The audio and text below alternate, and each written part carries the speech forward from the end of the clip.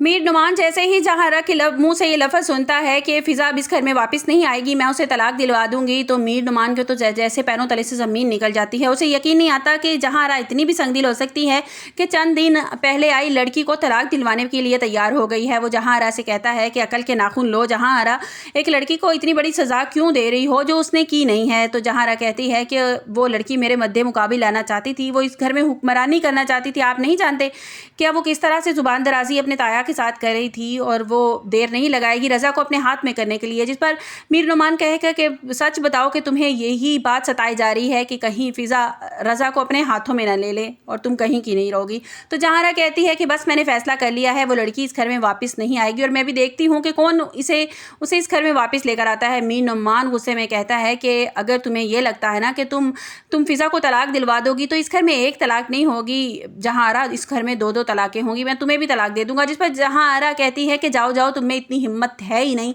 कि तुम मुझे तलाक दे सको। मीर नुमान गुस्से में अपने कमरे में चला जाएगा। रज़ा अपनी माँ के पास आएगा और कहेगा कि मामा आपने इस तरह फ़िज़ा को उसके घर क्यों भिजवा दिया। जिस पर जहारा गुस्से से अपने बेटे से कहेगी कि मेरा तुम पर इतना भी हक नहीं है कि मैं तुम्हारी ज़िंदगी के फैसले कर सकूँ, मैं तुम्हारी माँ हूँ, मुझे तुम्हारे लिए यही बेहतर लगा कि फ़िज़ा को इस घर से चले जाना चाहिए। जो कल रात हुआ मैं उसके बाद बहुत डर गई हूँ, हमारी फैमिली में हमारी इस जगह पे कोई रेपुटेशन है, हमारी इज्जत है, ये लड़की तो हमारी इज्जत खाक में मिला देगी इस तरह की हरकतें करके। जिस पर रज़ा कहेगा कि मामा मैं सब कुछ देख रहा था ना, हैंडल कर लेता, इस तरह इतनी जल्दी ये सब कुछ। तो जहारा कहती है कि मैं उस लड़की को तुम्हारी ज़िंदगी में नहीं रहने दूंगी बल्कि उसे तलाक दिलवा दूंगी। जैसे ही रज़ा सुनेगा तो उसके पैरों तले से ज़मीन निकल जाएगी। वो कहेगा कि मामा आपने इतना बड़ा फैसला कर लिया, अभी तो ये साबित भी नहीं हुआ था कि ये सब कुछ फ़िज़ा नहीं किया था। जिस पर जहारा कहती है कि बेटा मैंने दुनिया देखी है, मैं समझ गई हूँ कि ये सब कुछ उसी लड़की का किया धरा है।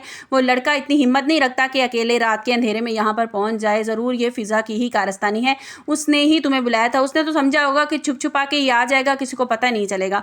रज़ा अपने कमरे में जाने लगेगा और मीर नुमान उसे रोकेंगे और कहेंगे कि बेटा आंखें खोलो और देखो कि सब कुछ क्या हो रहा है। जिस पर रज़ा कहेगा कि बाबा जो कुछ भी हो रहा है इसमें फ़िज़ा की भी तो गलती है। तो मीर नुमान कहेगा कि इसमें सारी फ़िज़ा की गलती नहीं है बेटा, आंखें खोलो और देखो मैंने 30 साल जहारा के साथ गुजारे हैं और मैं जहारा को अच्छी तरह से समझता हूँ, ये सारी लगाई बुझाई उसी की है। वो चाहती है कि बस इस बात को हवा बना लिया जाए और तुम्हारा घर तोड़वा दिया जाए। वो उस लड़की से वैसे ही डर गई है कि कहीं वो लड़की तुम्हें अपनी मुट्ठी में ना कर ले, इसलिए वो उसे इस घर से निकालना चाहती है। जिस पर रज़ा कहता है कि बाबा मैं अब क्या कर सकता हूँ। मीर नुमान कहेगा कि बेटा हक और सच की बात करना सीखो, अपनी माँ के सामने खड़े हो जाओ डट के और उन्हें ये बात बताओ कि फ़िज़ा सही है और आप गलत हैं। जिस पर रज़ा कहता है कि मैं अपनी माँ को कभी गलत नहीं कह सकता बाबा।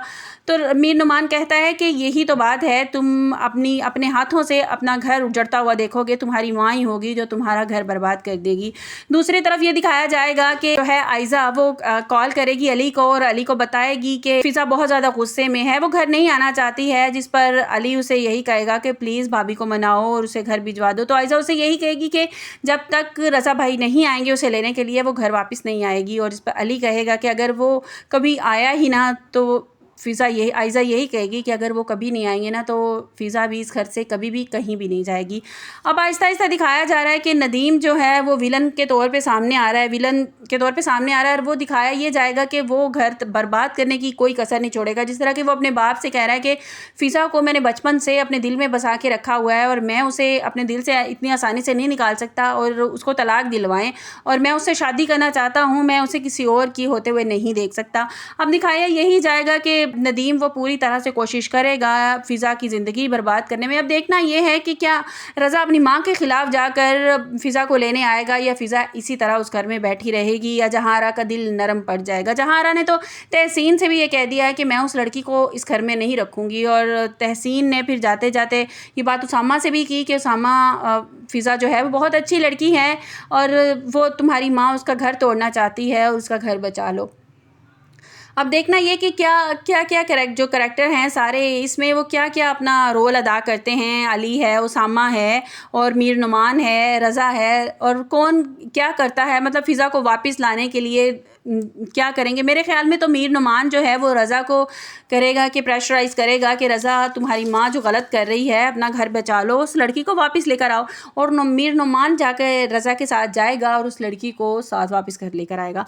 आप लोगों को मेरी वीडियो कैसी लगी कमेंट्स बॉक्स में अपनी कीमती राय का इज़हार ज़रूर कीजिएगा। मिलते हैं एक नई वीडियो के साथ, अपना बहुत सा ख्याल रखिएगा। अल्लाह हाफिज़।